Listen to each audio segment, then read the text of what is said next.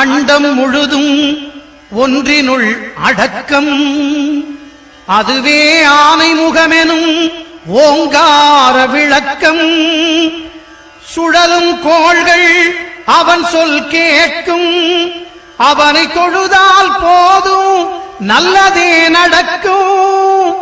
ஆனை முகனை தொழுதால் நவக்கிரகங்களும் மகிழும். நல்லதே நடக்கும், நல்லதே நடக்கும்.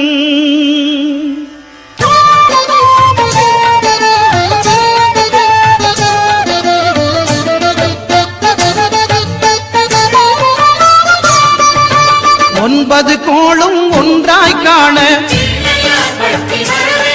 அங்கு கற்பகம் என்னும் கடவுளின் மெய்யில் 9 கோள்